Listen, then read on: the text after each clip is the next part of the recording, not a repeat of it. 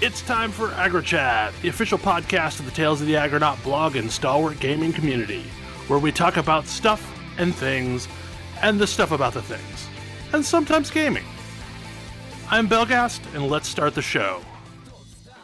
Hey folks, it's that time again. Time for another episode of AggroChat. This is episode 467. Tonight I'm joined by Ammo. Hello. Ashgar. Hello. Grace. Hello. Long distance Kodra. Hola. Tam. Hello. And Thalen. Hi there. So Thalen, why is Godzilla a topic? Because Godzilla is amazing. Well, of course Godzilla is amazing. Godzilla is also going to be in Minecraft? I mean, I did hear about that, and that's madness. But Godzilla is going to be in Dave the Diver, I think, as well. I saw something about that, and I can't. We talked about that one previously. Yeah.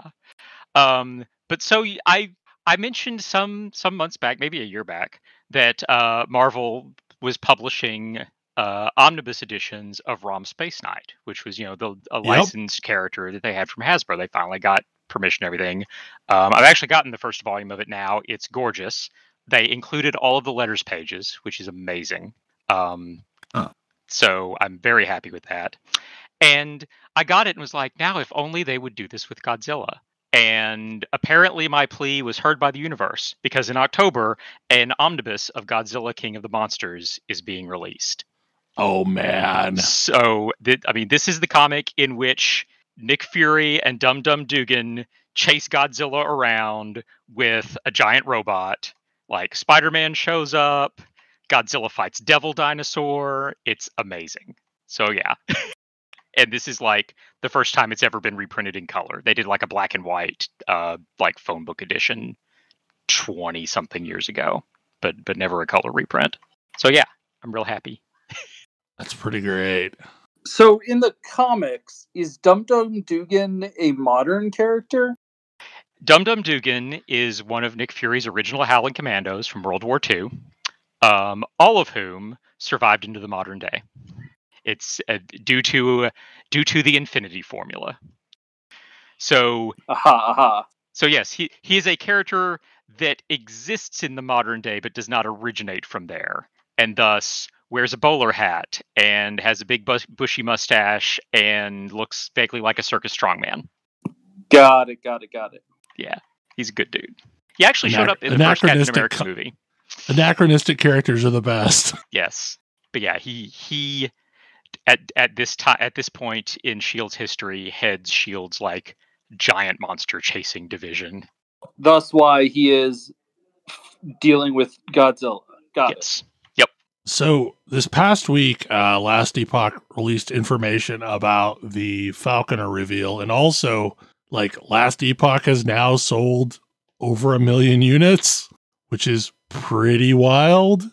Seems as if there's an appetite for this sort of game. Yeah.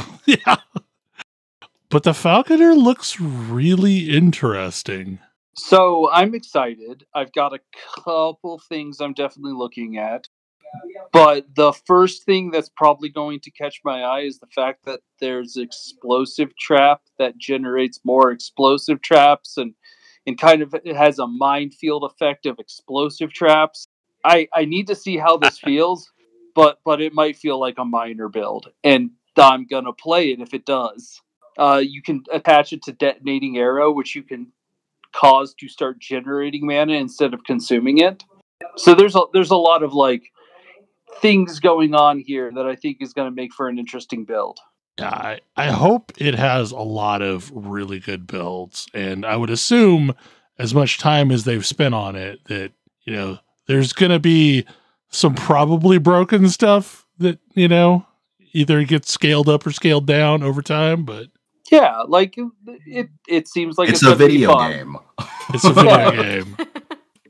So one of the things that I'm excited about is so the mines build is a little bit more oddball, but like for the most part, Last Epoch seems to be doing a really good job at saying, if you are picking this class, here are some things that we think are going to be good for it. And those seem to be the builds people are currently gravitating towards. Oh, hey, intuitive game design? What? Yes, exactly. Like, before the show, Bel and I were talking, and he was talking about a PoE character he was playing, which is a Blade Vortex based character that is wholly oriented around witch ascendancies.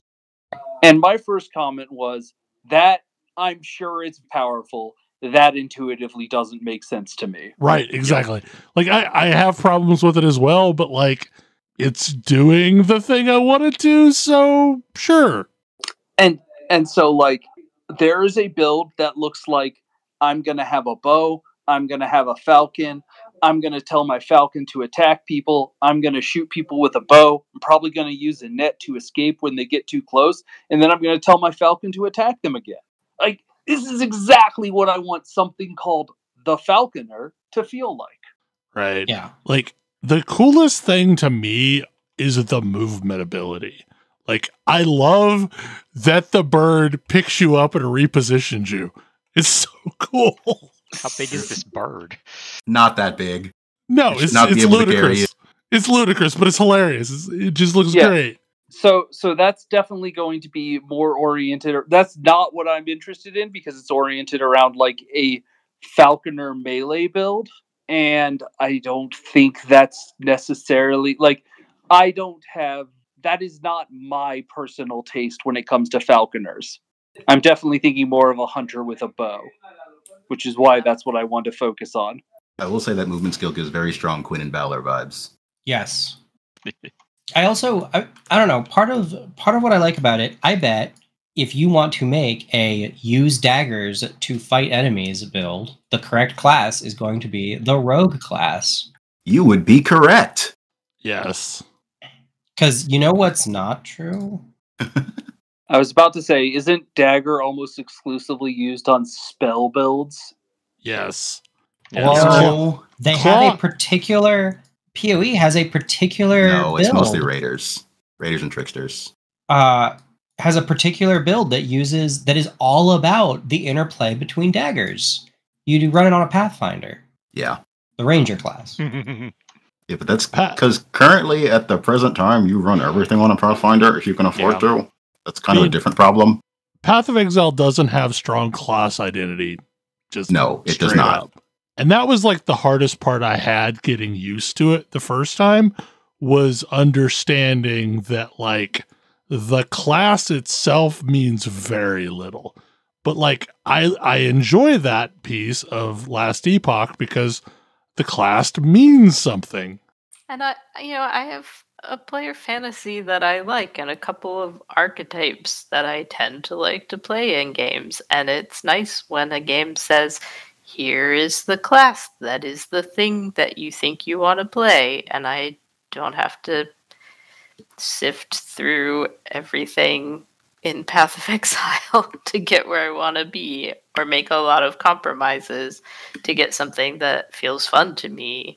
Yeah. Yeah, the intuitiveness of just going, this looks like a thing that I might like, and there's a pretty straightforward way of building that.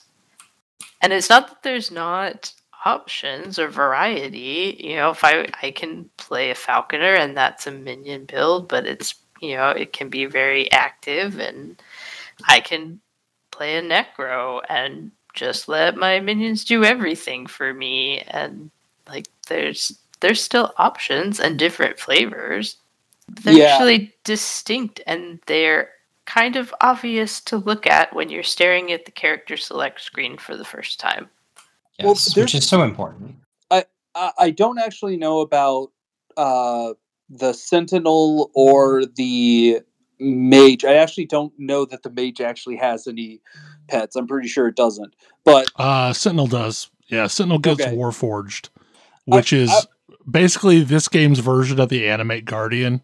Yeah, okay. So Primalist with Beastmaster is absolutely a pet class, but it's gonna feel different. Like, the thing I'm doing is I have a whole bunch of wolves around me that are like scaling as I'm attacking with them. Like, we're all in a pack in melee together, and that's a very different vibe than an acolyte with a bunch of undead. Right. Or a druid with 1,000,000 plants. Well, and even within Primalist, like the wolf playstyle is just one pet class that you can do. You can also do a zoomancer kind of thing where you've got like one of each of the pets, and it does different things than the wolf pack does.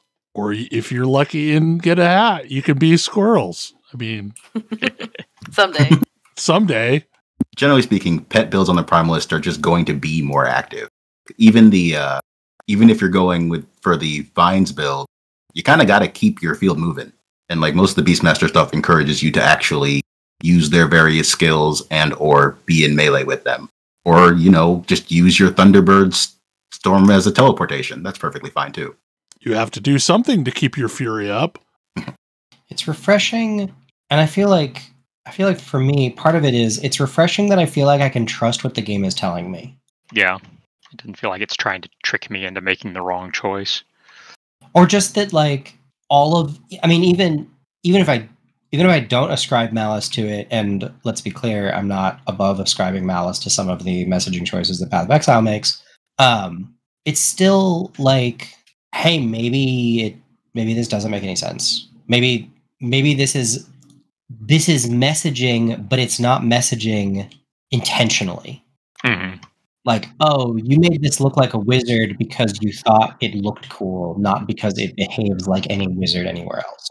Well, that's definitely another thing. Like, I would definitely not ascribe malice. I would say it's more likely that the people in Path of Exile don't necessarily know what builds are going to be powerful. They're just throwing stuff up and like, I'm curious what the community's going to do with this.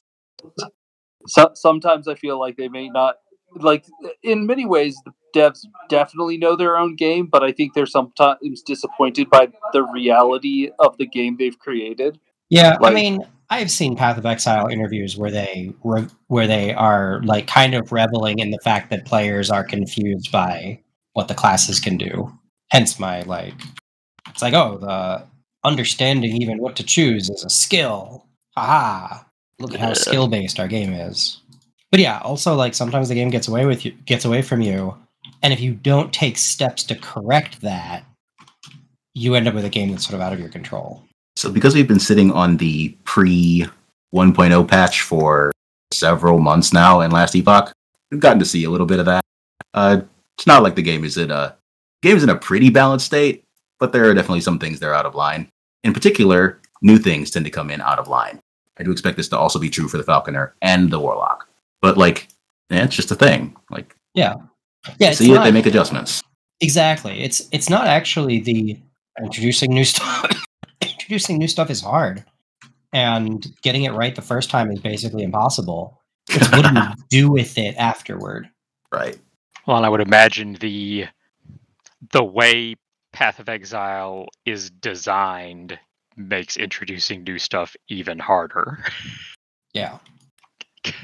I mean, the old like systems design thing is like, look, you've got to if you add a new thing, you have to make it overpowered. Like you cannot add a new thing and have it not be overpowered when it comes out, because then nobody will try it. People get very used to the things that they like, and unless you're filling a really obvious gap. The Rune Master has certainly gotten everyone to try it. But you're right, because even when it came out, people were like, I think all these are kind of bad. Yeah. Yeah, especially if it's using a creative mechanic of any kind. If it's just an unfamiliar or creative mechanic, it's going to be a lot of like, oh, I think this is bad, or this is probably bad.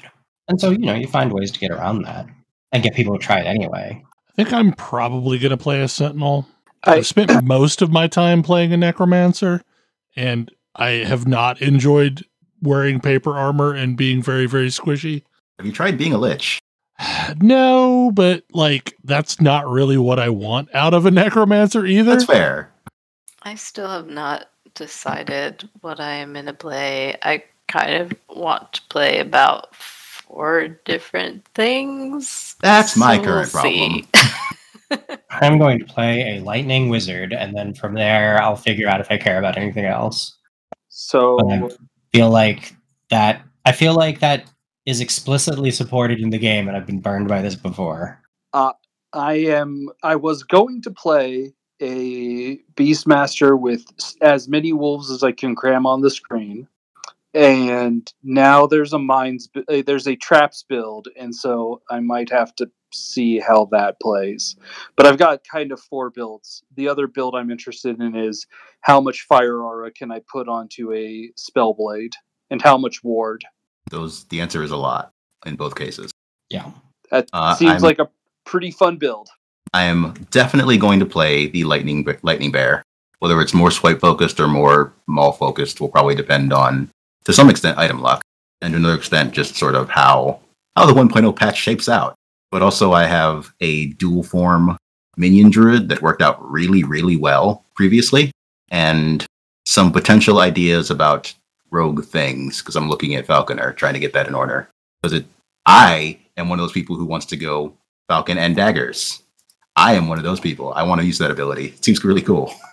Yeah, eventually I'm going to look at anything other than the one character that I've rolled, but I am studiously avoiding trying to get into that specific situation. Because if I don't, I won't play. I'll just make new characters and never actually dedicate myself to anything. Mm-hmm. I am curious, what faction are people planning on joining? The Magic Find faction. Yeah. Yeah. Like, I have no idea what kind of character I'm going to play. I haven't looked at it at all, but absolutely the Magic Find faction. I don't want to engage with the market.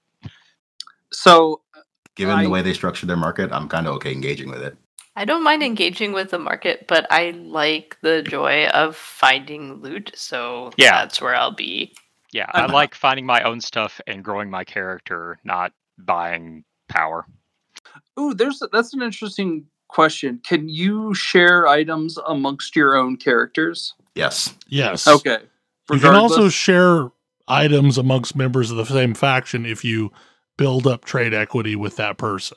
But your character still needs the faction to use the item. Right. Because when it drops bound to that faction. Yeah. The thing they said was items obtained using the benefits of that faction. So it probably won't be everything that drops on the ground, but it will be everything you traded for and everything that prophecies and probably stuff like that. Oh, interesting. Yeah, I might do the Magic Find faction then. I was going to say, there's the Wolf's build has a couple of specific uniques at once. It sure does. Yeah. Some of them are, like, Arto's Legacy is pretty common, and so is the Claw. But I'm also curious how the prophecies end up working out. Because what I'm really hoping is that prophecies will allow me to target specific items. Yeah, that would be really nice. I don't know if it's going to let you do that. That's what prophecies do, but I don't know how finite of a targeting you can do. Yeah, it's true. And if I'm curious if it'll let you target specific uniques, or maybe like you have different slots. I know that we know it'll let you target slots. Oh, it'll target slots. Will it let you target affixes? Would be my next question. We don't know. We currently have no idea. Yeah, because I was looking at it, and there are some fire aura specific affixes on body and head. I recommend you just highlight them real good in your loot filter. I will. I mean, I'm also hoping that the game won't run into the problem that Path of Exile does, where you either have a fully kitted out, amazing, super awesome character, or you have garbage. As someone who made my way to the high 80s, so like not pushing corruption, but still basically into empowered monoliths with essentially nothing, you can get very far with garbage. Good. That said, you could get pretty far in Path of Exile with, I don't know what the equivalent is. You can probably get into yellow maps with that's not basically towards completing the Atlas. You can pretty much get through regular monoliths on almost anything. It's empowered monoliths and beyond that start to care about your build a lot. But also because the crafting is so deterministic, it's fairly easy to get items that are at least good. I am here to tell you that if you are in Path of Exile with garbage, you are not going to complete the campaign. Yeah, you have to at least sort of know what you're doing to get through the latter half of the campaign. You can stumble through it. Like Because they don't punish you for deaths yet. As somebody who has brewed their own builds in Path of Exile and gone through the pain of you're going to get this horrifically wrong. I mean, that's the benefit of Last Epoch is it's very trivial to respec. Like, you lose some progress, but, I mean, respec within your specialization. Well, yes, that. But also, it's also very easy to just, again, building is more intuitive. You do not need a build guide to make your first character. You can make your first character without knowing what you're doing, and it'll probably be perfectly fine. Yeah. You can just read what things do and say, oh, this looks like this would work well with this. Yes. Well, and a lot of the trees for different abilities make sense. So, like, if you go in this direction, it's going to start doing more and more things with fire damage. Or if you go in this direction, it might be cold damage instead, or poison, or whatever. Like, there's a method to the madness. Like, generally speaking, it seems like if you want anything from a specific tree branch, you're probably going to want most of the things down this tree branch, rather than just, like, needing to go cherry pick, like, a single point into this one thing. Well, I find that is also nice that just in terms of scope, because so much of your progression is focused on upgrading individual spells. If you're not using a spell, you don't have to care about its entire tree. And that's like a whole section of information that you are not being overloaded with every time you're trying to upgrade your character.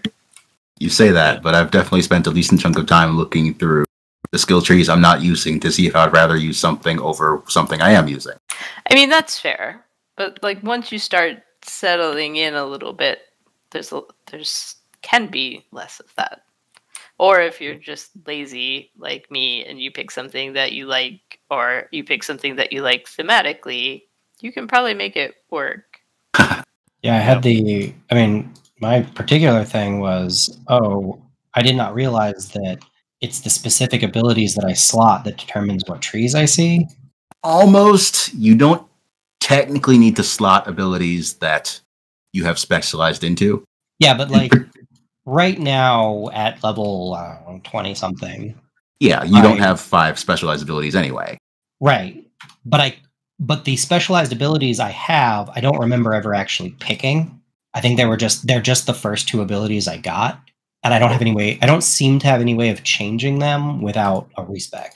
The respec button on an ability is basically unspecialize this ability so I can pick a different one. Yeah. Yeah, and that ability will start do ask off you with a bunch of points too. They do ask you, like, it is a different screen, but it's not intuitive. At least when first presented. Yeah. And part of it is my character is in a very weird kind of bad state because of patches.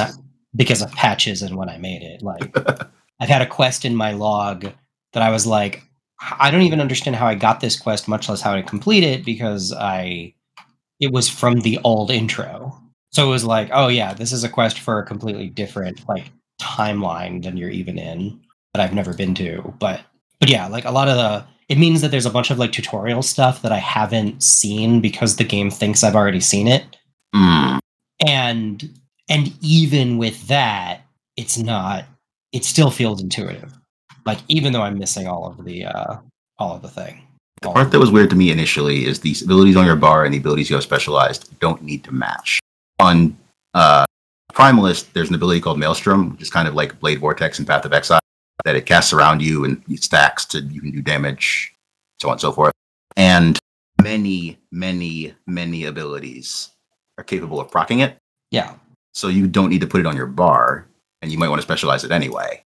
Right, because like that's one of the cool things about, Last Epoch is when something procs something else, it's not proccing a generic version of that ability.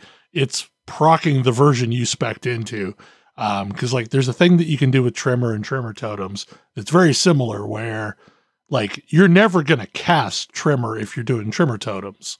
The totems are going to cast it for you. So you just pick some other ability to throw on your bar and, let the totems do the work for you. But you get to spec into the trimmer the way that you want it to be. This allows for a whole bunch of interesting builds, but it also kind of streamlines builds in a way. It definitely encourages you to go certain paths, like, oh, I see that this swipe scales with my wolves. I should probably have wolves and figure out how to scale them if I'm going down this part of the tree. But maybe I'm not going down that part of the tree. It creates pathways to builds, which I like. There's like 5 million different mage skills that can cast Lightning Blast for you. Turns out Lightning Blast is good. Yeah, Lightning Blast is an ability I like pressing.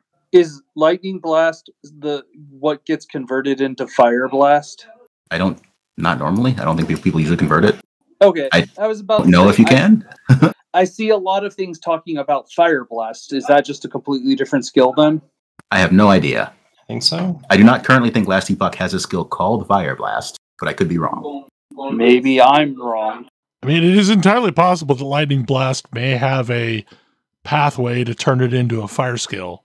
I know the least about mages, because like I've played a lightning mage to around 30, 40-ish, but that's as far as I've gotten. For me, Rogue is the class I'm least familiar with. I mean, Rogue, at least I know that Explosive Arrow is extremely good. The only thing I know is that they're giving me Chain Lightning right off the bat, and that's all I care about. Yeah, that's basically why I played a lightning mage, is because it seemed like it was real easy to lean into it. Yeah. Oh, yeah. Like, it's doing a thing, and that happens to be the thing that I really want to do, and so many games just won't let me do for some reason. It's not even complicated. I don't understand. I mean, I've been attached to Chain Lightning as a concept since Legends and Magic the Gathering. Mm-hmm. Yeah, like, I want to shoot a lightning at somebody and have it bounce to a bunch of other somebodies. And, like, for some reason, this is just not okay. Nobody wants to let me do this in a sensible way. Or they make it so weak that it doesn't really matter when they let you do it. Yeah, or it's absolutely trash. I mean, in Last Epoch, it doesn't hit the hardest, technically speaking, but it casts very quickly. You can make a million different other things casted for you. So you can just fill the screen with Chain Lightnings, and that does perfectly fine. Yeah, like, I mean, from my standpoint, like, the player fantasy difference between blasting somebody with lightning and blasting somebody with fire, because I feel like blasting somebody with ice has a pretty obvious thing going on, where it's like you want to hit people and also debuff them, usually speed oriented in some way, or like controlling them or whatever. But like the difference between fire and lightning is that lightning is precise and fast. Fire is probably larger and, either sets people on fire or is more indiscriminate. But like, I feel like that's a reasonable. It's not like, oh, how are you trying to differentiate, two very similar things? Shouldn't be confusing. Yeah, and I think unfortunately the lightning ability that feels really good in Path of Exile is not a cast spell. Lightning Arrow feels like you want a cast spell to feel. Arc is really fun in Path of Exile. It's just not that good. I mean, it's currently busted because they did the thing and introduced a new version. Well, yes. And the new version that they thought would be weaker, they were wrong about. I mean, I tell you, the really powerful lightning ability right now is Stormbrand of Indecision. That feels amazing. I thought you were going to say Penance Brand. I mean, Penance Brand feels great too, but Stormbrand of Indecision feels really good. Like, it's an amazing leveling ability. It does require you to enjoy the brand play style. It does, yeah. I don't know. I'm looking forward to the release of 1.0. I've been staying the hell away from the game until then. Same. So that I can kind of go in with fresh eyes, and I'm really hoping that they scale up the servers. Because otherwise we may have a hectic No, it's going to be a day one launch day that is like any other day one launch day of an online game. Get used to it. It will be. It will be. Like, that. None of the economics of this have changed since the last time we did one of these. It's gotten a little bit easier to scale, but not at the kind of not that scaling. much easier. Yeah. I guess I'm going to be happy that I'm on a cruise for a couple of days. I'll get to miss that. I don't know, it's been a while since I cared enough about the launch of a new game to be willing to struggle through that. The sort of nostalgic. Yeah. I don't mind. It's I like, guess there is one exception. am I excited to go into am I excited to go to a midnight launch? No, but like it's possible that there's one I'm excited about. FF14 does manage to have remarkably smooth launches. It's Other true. than Q's. I mean, But there's that took a few tries.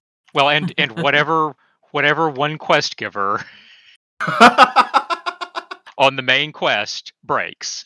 Yes. Savage Raban. Like I said, remember it took there a few was one- tries. There was something like that going on with Endwalker too, I think. I don't remember what it was, but there was something.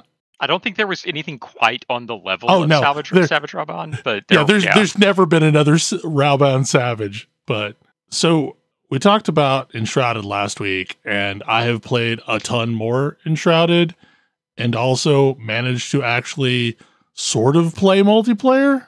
I mean, we managed to play multiplayer, it just took a little while. Getting connected is a thing, because I don't know what you're actually required to do, but finally how we made it work was by right-clicking on the other's name and saying invite to play this game, and it allowed the joining of a server, but like neither one of us was ever showing up in the other's list as a server that was joinable, so I don't know. Like That it's sounds familiar. yeah, That like sound- we've gone through this before with games. Okay, that sounds like MechWarrior 5 on Epic Game Yep. Store. Like I could see 3 or 4 friends that had servers, but like not Grace's server, and you know the reverse was true that mine wasn't showing up. So, but yeah, like it was fine once it worked.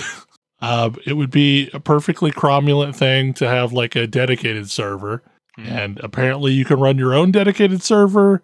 So I'm curious to find out how that works and whether or not the Linux version of Steam will allow me to run a dedicated server. But yeah, like it was interesting. Like it would be a kind of cool game as a group. It looked like it would be. And it's one of those things that like, do you ever have a game that comes out that you wish you were in the right mood for? Yeah. I mean, it's very Valheim-y. It's probably more fleshed out than Valheim was when we played it. I don't know what the current state of Valheim was like, but it is definitely more of a polished experience. Yeah. And a bit more of a chill experience, which I appreciate. Yeah. It looks cool, and I might pick it up and try to be in the right mood for it. I will say it feels more chill, more, but at the same time it doesn't like stick with me like Valheim did. Like Valheim broke my heart, but I remember it breaking my heart, and then I remember like mending my heart the next day with the help of Tam. Like I lost everything in the swamp and like boat, my entire inventory. I was so far from home, and I was like, I am never recovering. Like it really put me into a dit low. But then the next day I got on and was like, nope, I'm going to get back on the horse. I'm going to build another boat. I'm going to go out there and I'm going to get my stuff. Yep. And this game doesn't really have that feeling. I mean, I definitely am feeling that feeling right now because I've been trying to kill the stupid dragon, and now there is a pile of of my corpses waiting for me to go back and loot them whenever I can get that dragon out of the way. I think the problem that I have, like I have basically made it to the end of the game and have the max level stuff that you can possibly have, and combat after a while feels kind of pointless. And what I mean by that is like combat is not the primary method of acquisition of stuff. Finding chests and, you know, looting them over and over and over, kind of like stealthing your way through a dungeon in WoW used to be, is the appropriate method of acquiring stuff. That feels unintended. But like nothing that drops from a monster that is not one of a handful of bosses will ever actually matter because it's just crafting materials. I would like to see them. I'm a little disappointed since I haven't got to the end of the game yet. I wasn't aware that there's not a crafting access to that level of gear. Right. Like There if isn't. if that was there, then I think the whole thing would feel better. Even if stuff doesn't drop off of enemies, at least the bits could drop off of enemies, and then you could craft the legendary weapons. But Right. it sounds like they're just coming out of chest, which is a little bit of a bummer. Yeah, I mean, there's basically 3 sets, one for mages, one for tanks, one for bow wielders, and then a whole slew of legendary weapons. But, the way to get those is these golden chests. And either you can cheese it like I did, or, farm areas, but there's only like one chest that'll ever give you anything. So I don't know. Like I would really like to see them move more to me killing this thing has a chance of something interesting happening. Like even if it's just killing random stuff has a random chance of dropping something, then that makes every combat potentially exciting to me. But when I know every time I kill a zombie, I will never see anything useful from it. I mean, so why do I kill them? I'll just skip them. So I'm hoping with time that they tweak that formula a little bit, nerf the chest drops, put some of that stuff out in the world, make killing things feel more meaningful. But up until the very end of the game, the progression feels amazing. Because you do get interim things that you can craft that's really enjoyable. Yeah, I haven't had any complaints about it. I think I'm level 16, 17. I haven't actually even looked at my level lately. Because it doesn't, it does matter, but what also matters is that I can go and kill the shroud roots, and that's another way for me to get ability points, and it doesn't care what level I am. Yeah, nothing in the game is level gated, which is interesting, but also feels a little weird at times. I've definitely engaged in various degenerate behavior of carving my way up a mountain because I couldn't get there yet, but there was new stuff up there. And yes, it was higher level than me, but I carved my way up with a pickaxe, and then I plopped a fire there so that I could go back whenever I wanted. And it was fun. I spent several hours doing that. It was very silly, but it was enjoyable. And a lot of the base building that I've done has been, I need to have a reliable source of this material. So I'm going to go find a place where I can plunk down a base next to where that spawns so that I can go back at will and go get it. If I need clay or if I need iron or if I need whatever resource it is, I try and find a source that, is doable and then make a little base there so you can go back there. And I did that a lot during the early game. I remember finding my first cache of clay, and you need a lot of clay for some mid-range recipes. So I spent a lot of time bipping over there and harvesting clay. But also, I really enjoy the fact that, you can cheese the terrain, to come up with interesting ways to get, places that you shouldn't go. What's the point of having a voxel-based game if I can't just mine my way through the mountain instead of going around? But sadly, the shroud extends all the way down to the floor. You can't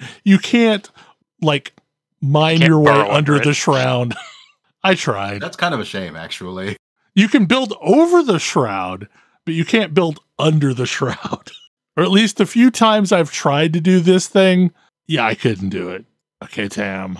How activity and replayability and vastly improved narratives in games have made discussion a minefield. Yeah. It's sort of what it says on the tin, but it's really interesting to me. I was thinking about this when we were talking about Baldur's Gate 3, I figured. and that trying was- so hard to avoid spoilers But you can't know. that What? Yeah, it's like we try very hard to avoid spoilers when talking about the game, and in so doing strip away everything there is to talk about the game. Right. Yeah. And 'Cause, it's like, interesting. That's that, a like, game where, like, you may play through this game and have never encountered a whole series of characters that you may not even know exist, that may or may not Yeah. factor into your narrative path. So Yeah, just or, the like- act of mentioning someone could be a spoiler. Right. And it's interesting because it's I mean it's not obviously just us, but it's also, people talking about games in general, despite the fact that our narratives are so much improved over even just a decade ago. There's still this, like, it's really hard to talk about because by the time it's, like, quote unquote safe to talk about, it's now so far out of your, like, short-term memory that you don't have a lot to say. And it's interesting, how many games we run into that's like, man, it'd be really cool to talk about this with somebody. I can't talk about this with anybody because what I want to talk about are the cool spoilers. While it did have some problems, this is why we did Game of the Month back in the day. At least part of it, Yeah. anyway. Yeah, like, one of the only ways to do it is to like find a group where you're all on the same page, which is hard to do. It is. Even our group, we've been podcasting for a decade now. We're not always playing the same things. Even when we do play all of the same games, we're certainly not playing them at a time that makes them, like, convenient to talk about. And it's something that I see in, reviews as well, where a lot of reviewers, like, not that game reviews were always any great shakes, but they're even less so now, because it's like, what do they have to talk about other than the systems in the game? Yeah. And even those sometimes have a spoiler in them. Like, one of the ones that I think is really interesting is Starfield, where one of the core mechanics of the game is a narrative spoiler. This is spoilers? Yes. Spoilers for Tunic. This is also true for Tunic. Tunic is not the first game that to do this either. Again, if you know too much about Outer Wilds, it's a different experience. Yeah. And like, I know Outer Wilds and Tunic are high on games where if the person who is interested in them is fully interested in all they have to offer, they are much better unspoiled. Yeah, but also, like... But how do you get them to play them? Yeah, I checked out of Starfield without ever seeing the mechanic, because I was like, oh, this game doesn't feel good. And it was like, no, if you get to the part where the mechanic kicks in, it's so much more interesting. Oh, I just never saw it. The other problem that I've noticed is, because we're in this realm with narratives, most reviews of games feel like they're just reading the back of the package. Yeah. Well, and they're talking about like, basically simple objective things, like it runs at X frames per second on Y hardware, which I feel like turns into a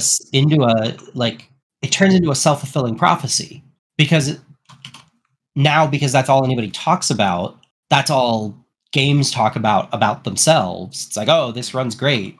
And like, you have all of these conversations that are not about the game. They're just about, oh, it looks good. But we run into all of these problems where it's like, oh, hey, this game isn't beautiful, but it's so much fun. Why don't we have more games that don't pay attention to graphics and instead do really cool stuff like this one? Well, because we don't have a good way of talking about all those other games. I mean, there are people who do 3-hour video essays on certain video games. I'm thinking of the one that H-Bomber Guy did on the Plague game. Yeah, but like...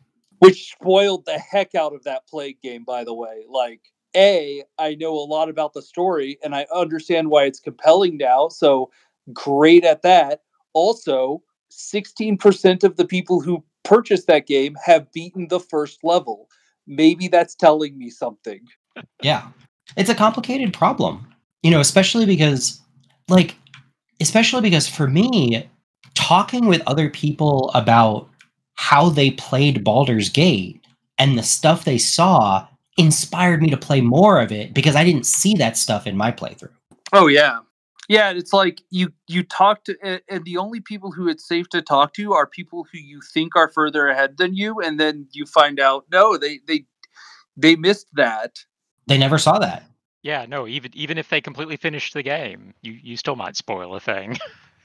But I think that we view that differently, right? Like, we definitely do. We definitely view those two things differently. Like there was a time when we would talk. Like I remember when I was playing Final Fantasy VII for the first time and was talking about what I was doing with somebody else, and they were like, "Oh, wow, I didn't see that. I got to go back and find it." Mm-hmm. That's cool. Yeah. It wasn't like, "Oh my God, you spoiled me." Yeah, I mean, I got to be honest. Like in general, I don't personally mind spoilers for things because it doesn't necessarily destroy my enjoyment of the property. And a lot of times it may enkindle a desire to experience it for myself when I wouldn't have otherwise. Like, maybe I bounced too soon. And if I had just stuck in until X number of hours, I would have really hit the stride and enjoyed myself. I mean, I would never have played Persona 4 if Ash hadn't linked me to the Hayam Daisy comic. Which is spoilers for like the first 20, 30 hours of the game. Whatever.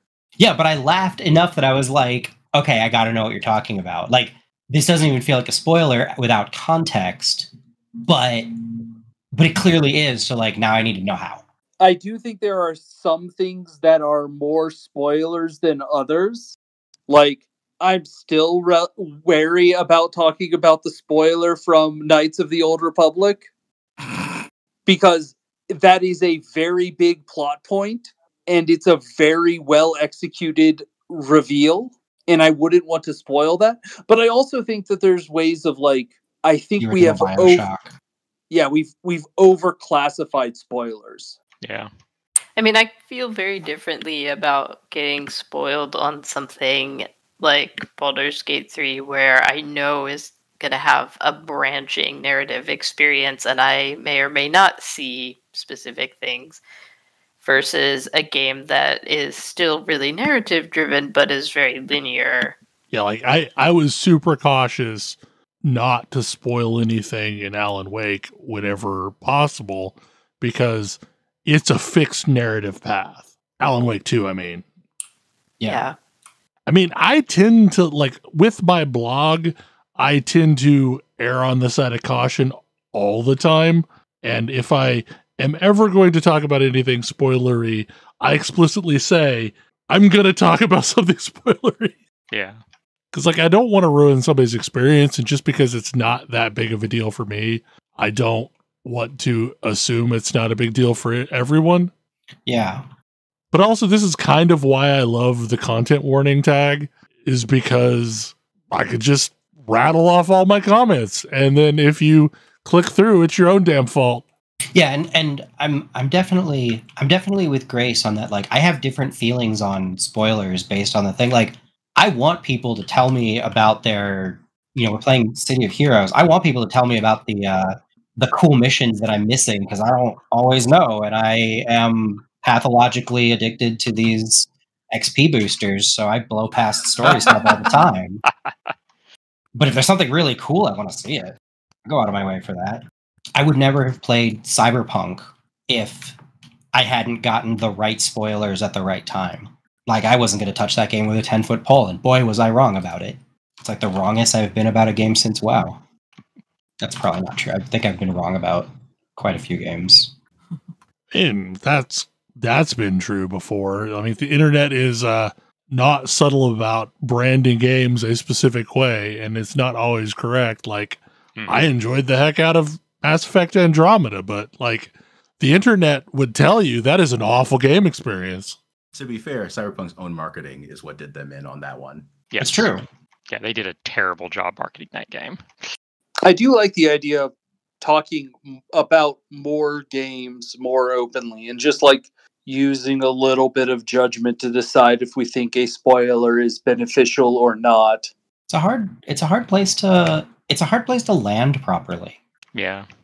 And it's hard to tell, like, it's obviously happened, and I have a hard time pinpointing, like, when did that change occur? Because it wasn't with the internet, as so many things are.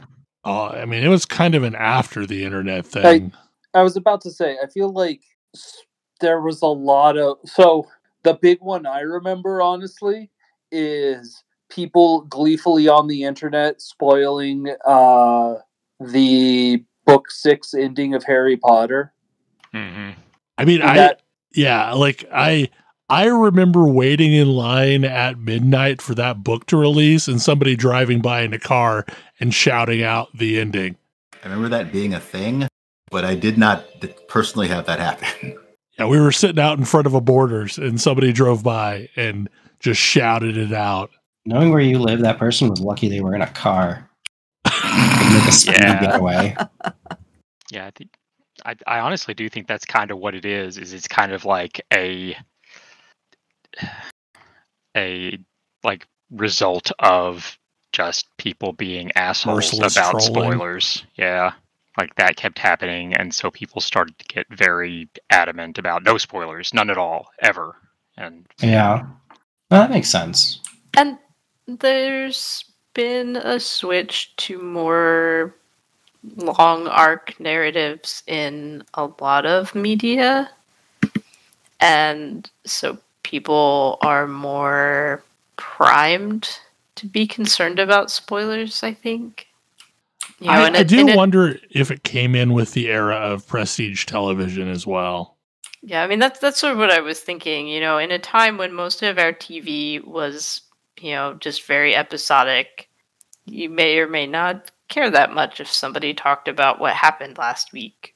But as we switched styles and that those longer arcs became more prominent, people wanted to view those on their own time and were more concerned about spoilers. And so then you're already thinking, man, I hate it when that gets ruined, and I don't want that in my games either.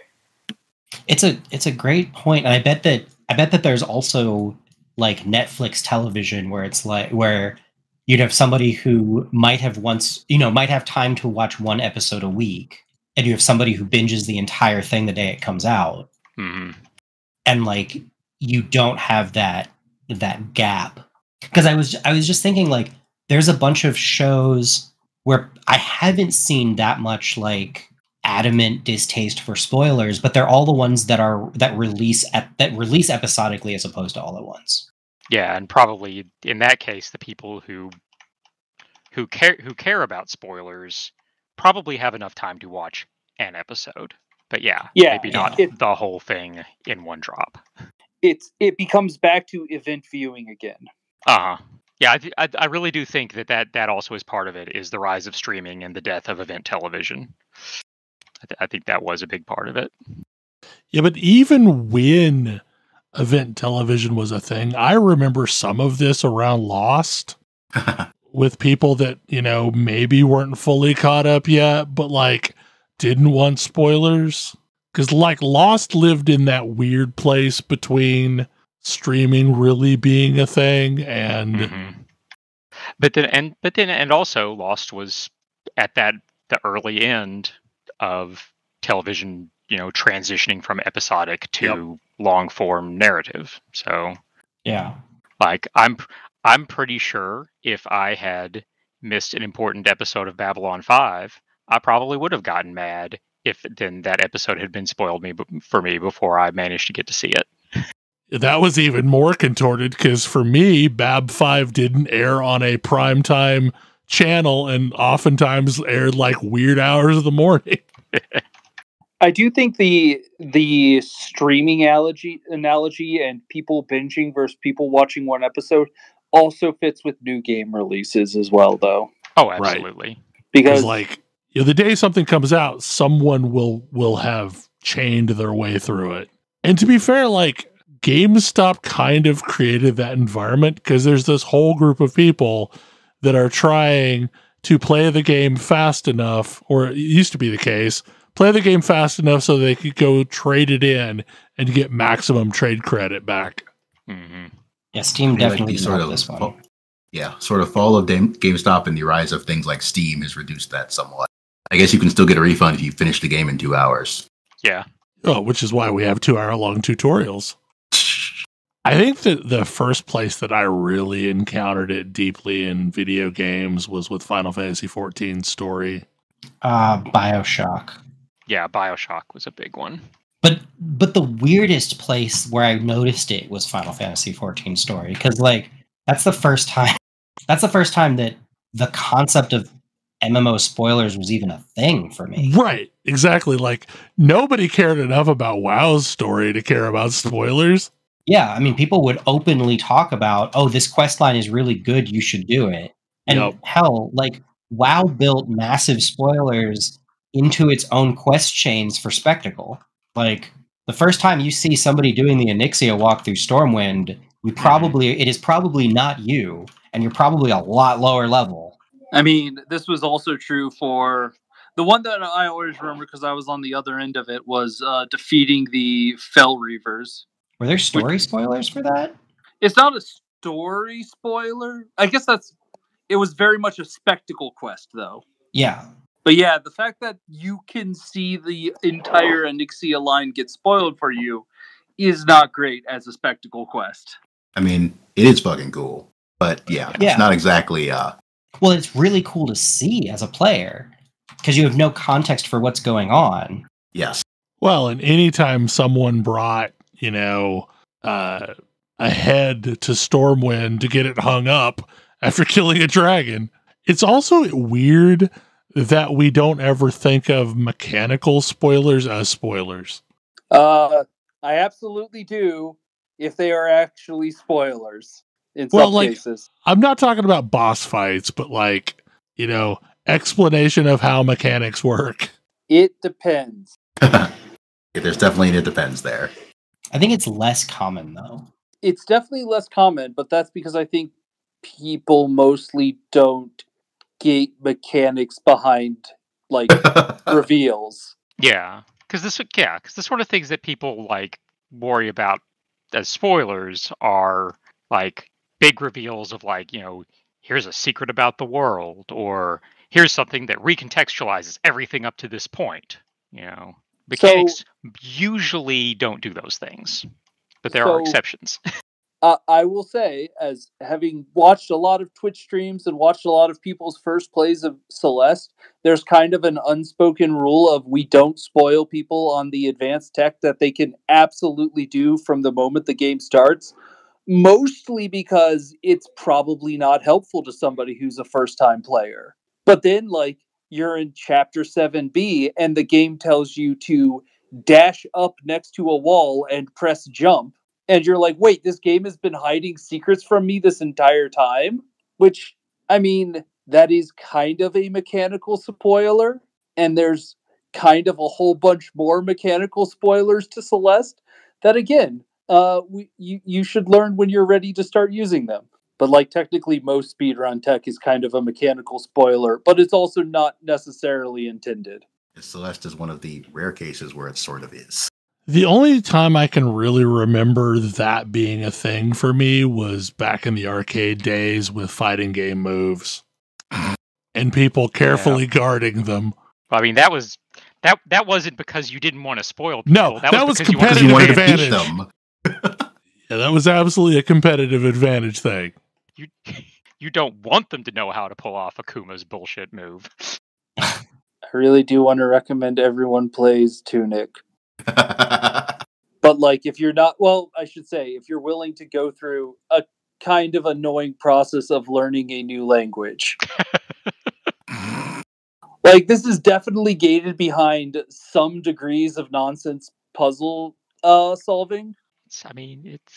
It's My- recreating the experience of getting a hold of a game that was never localized into English. Yeah. There's definitely like a fairly core mechanic that is a massive spoiler that you like finally realize at like the end of the game, and it's hinted at and foreshadowed, and it's so funny. It's so good. Yeah, I need to go back to Tunic. I found the baseline play harder than it needed to be. Yeah, I'm not necessarily going to disagree on that one. Like, the game is an RPG. One of the early mechanical spoilers you discover is your ability to level yourself up. And, like, there's a very important stat system to, like, get yourself through various... And the encounters are still hard even with that, but, like, without them, they are extremely punishing. Yeah. Like, trying to do a low-level Tunic run is going to be exceptionally frustrating. But there's definitely, like, here is an item you can acquire that helps, that you can then do something with to, like, raise your attack, raise your defense, raise your health, raise your magic.